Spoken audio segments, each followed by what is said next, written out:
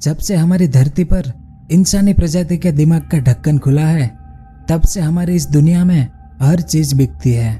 बस आपके पास उसका खरीदार होना चाहिए। और जब से दुनिया वजूद में आई है, तब से खरीदने बेचने की परंपरा शुरू हो गई थी।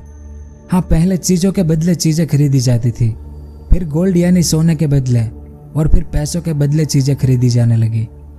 लेकिन क्या आपने कभी सुना है कि किसी देश ने अपने देश की जमीन का एक बड़ा हिस्सा दूसरे देश को एक छोटे से रकम में बेच दिया हो?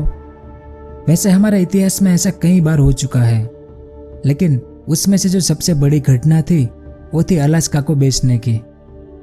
इस मैप को देखें, ये जो येलो कलर का इतना बड़ा एरिया है वो आज अमेरिका का सबसे बड़ा राज्य है। लेकिन पहले ये अलास्का इस रूस का भाग था। और जानकर बड़ा आश्चर्य होगा आपको कि इस अलास्का में भरपूर प्राकृतिक संपदा है। Natural gas, petroleum, gold, diamond, सब कुछ। इसके बावजूद रूस ने इस अलास्का को अमेरिका को पानी के भाव में बेच दिया था। तो आज के इस वीडियो में हम इसी के बारे में जानेंगे कि रूस ने अलास्का को क्यों बेचा था, क्या कारण थे कि रूस को अलास्का बेचना पड़ा, अलास्का रूस का भाग पहले कैसे बना था, अलास्का को कब और कितने रुपए में बेचा गया था। ये सब और इसके अलावा और भी बहुत कुछ जानने को मिलेगा आपको इस वीडियो में। तो वीडियो के अंत तक हमारे साथ बने रहिए। अब इस मैप को देखें। 15वीं शताब्दी में रूस एक छोटा सा एरिया था, ये जो ग्रीन कलर में है वो। फिर उन्होंने धीरे धीरे अपना साम्राज्य फैलाना शुरू किया। 16वीं शताब्दी में इस एरिया को भी रूस ने अपने साम्राज्य में मिला दिया। फिर 17वीं शताब्दी में इस लाइट ग्रीन कलर के बड़े एरिया को रूस ने अपने साम्राज्य में मिला दिया। और इसके बाद इस रूस की नजर समुद्र के पार इस अलास्का पर थी। अब इस मैप को देखें तो इस कारण रूस के नाविक और व्यापारी लोग यहाँ रूस से समुद्र पार करके इस अलास्का पर जाने लगे। और उन्होंने आकर देखा कि बेहद ठंडी अलास्का की जमीन पर वो सब कुछ था जिसकी जरूरत आज हर इंसान को है। इस कारण रूस के लोग धीरे धीरे इस अलास्का पर आने लगे। और 17वीं शताब्दी में यह अलास्का रूस का भाग बन गया। और जब अलास्का रूस का अंग था तो उस समय यह अंतरराष्ट्रीय व्यापार का केंद्र भी था, क्योंकि यहाँ की पहाड़ियों में व्यापारियों ने चीनी, कपड़े, चाय और यहाँ तक कि बर्फ का कारोबार किया। इस कारण रूसी लोग अलास्का की पहाड़ियों पर बस गए और कुदरती चीजों को बेचकर अपना व्यापार बढ़ाने लगे। और जब रूस के बड़े कारोबारियों को अलास्का की पहाड़ियों पर महंगी चीजें उगाने का पता चला तो उन्होंने वहां पर कब्जा जमाना शुरू कर दिया। बड़ी कंपनियों के मालिकों ने अलास्का की खदानों और खनिजों पर नियंत्रण करना शुरू कर दिया। इन लोगों ने वहां के मजदूरों से काम लेकर पहाड़ी से निकलने वाली चीजें अपने गोदामों में भरना शुरू कर दिया, जिसके बाद रूसी व्यापारी इन चीजों को बहुत ऊंचे दामों पर दूसरे देशों को बेचने लगे। अगर आपने कभी अलास्का की डॉक्यूमेंट्री देखी होगी तो आपको अलास्का की कीमत का अंदाजा हो जाएगा। अलास्का की पहाड़ियों पर उगने वाली हर चीज दुनिया भर में ऊंचे दामों में बिकती थी। यहाँ की पहाड़ियों पर जड़ी बूटियों के अलावा केसर और सिल्क भी काफी मात्रा में निकलता है। और सबसे बेहतरीन चाय और कॉफी की खेती भी होती है, जो ऊंचे दामों पर अंतरराष्ट्रीय बाजारों में बिकता है। अब रूस का विस्तार इतना बड़ा था कि रूस के राजा को यह तो पता था कि अलास्का में हमारे व्यापारी व्यापार करने जाते हैं, लेकिन उन्हें यह नहीं पता था कि अब वो व्यापारी बहुत बड़े तौर पर व्यापार करने लगे हैं। और 18वीं सदी में रूस के राजा को जब पता चला कि बड़ी बड़ी कंपनियां इन सब चीजों को इकट्ठा कर महंगे दामों पर बेच रही है, तो रूस के राजा ने इन कंपनियों से टैक्स वसूलना शुरू कर दिया। टैक्स के रूप में रूस को काफी पैसा मिलने लगा, जिसका श्रेय अलेक्जेंडर बारनोव को दिया जाता है। ये उनकी इमेज है। रशियन पिजारो के नाम से मशहूर प्रतिभाशाली व्यापारी अलेक्जेंडर बारनोव ने अलास्का में कई कंपनियों और कई स्कूलों की स्थापना की। अलेक्जेंडर बारनोव के नेतृत्व में रशियन अमेरिकन कंपनी का मुनाफा काफी ऊपर पहुंच गया। हालांकि बाद में अपनी बढ़ती उम्र के कारण अलेक्जेंडर बारनोव ने ड्यूटी से इस्तीफा दे दिया। अलेक्जेंडर बारनोव के समय में अलास्का की पहाड़ियां काफी शांत थी। कंपनियां मजदूरों को उचित मेहनताना देकर उनसे सामान खरीदती थी और आगे ऊंचे दामों पर बेच देती थी। लेकिन अलेक्जेंडर बारनोव के इस्तीफे के बाद अलास्का की बागडोर रशियन नेवी में कैप्टन के पद पर तैनात एग्मिस्टर के हाथ में आ गई। लेकिन यह कैप्टन बहुत ही लालची था और इस एग्मिस्टर की कम समय में अलास्का की पहाड़ियों से बड़ा मुनाफा करने की रणनीति अलास्का के लिए काफी नुकसानदेह साबित हुई। एग्मिस्टर ने कंपनियों से टैक्स के रूप में अधिक रकम वसूलना शुरू कर दिया, जिसका असर यह हुआ कि कंपनियां पहाड़ों से सामान लाने वाले मजदूरों से आधी कीमत पर सामान खरीदने लगी। जब मजदूरों को अपनी मेहनताना के रूप में कम रुपए मिलने लगे तो व्यापार में मंदी आने लगी। उसके बाद कुछ सालों में अलास्का में स्थित कई कंपनियां घाटे में पहुंच गई।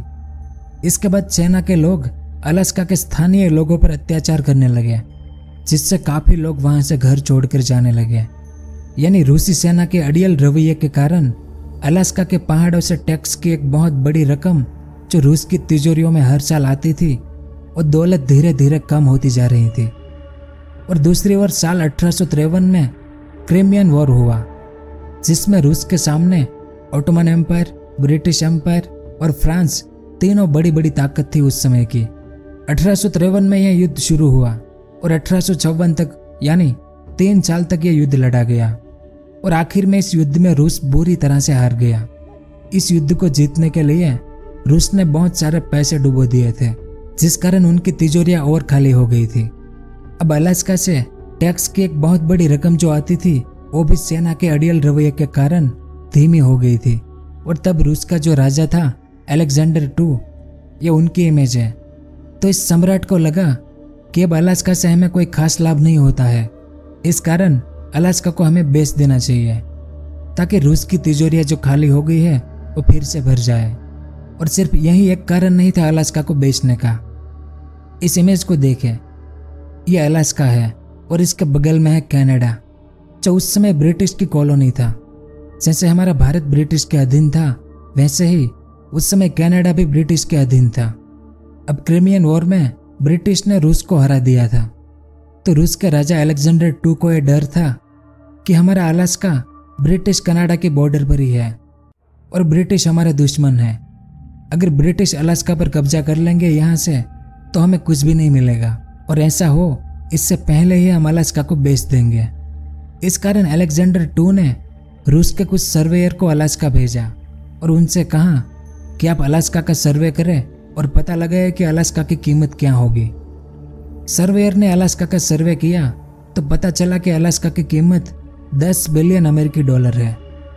इस कारण कुछ सर्वेयर ने रूस के राजा को मना किया कि इसे आप बेचे मत, ये बहुत ही कीमती है। लेकिन राजा ने उनकी बात नहीं मानी और अलास्का को बेचने का निर्णय लिया। अब ये ब्रिटिश तो उनसे खरीदेंगे नहीं, क्योंकि वो रूस का दुश्मन था। इस कारण रूस ने साल 1859 में अमेरिका को कहा कि आप अलास्का को हमसे खरीद लें। उस समय रूस और अमेरिका दोनों दुश्मन नहीं थे, लेकिन उस समय अमेरिका में सिविल वॉर शुरू था। इस कारण अमेरिका इसे टालता जा रहा था।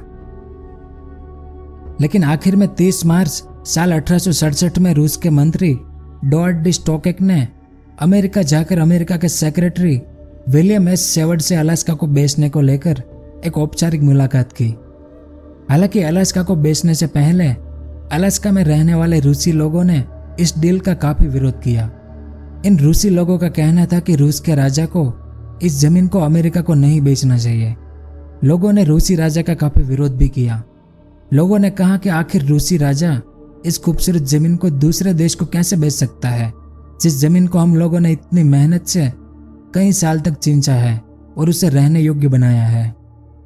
हालांकि इस विरोध का दोनों देशों पर कोई असर नहीं पड़ा और 30 मार्च 1867 को रूस ने अलास्का की सुंदर पहाड़ियों को सिर्फ 7.2 मिलियन अमेरिकी डॉलर में अमेरिका को बेच दिया, जिसकी कीमत 10 मिलियन अमेरिकी डॉलर थी, और बेचा मात्र 7.2 मिलियन अमेरिकी डॉलर में।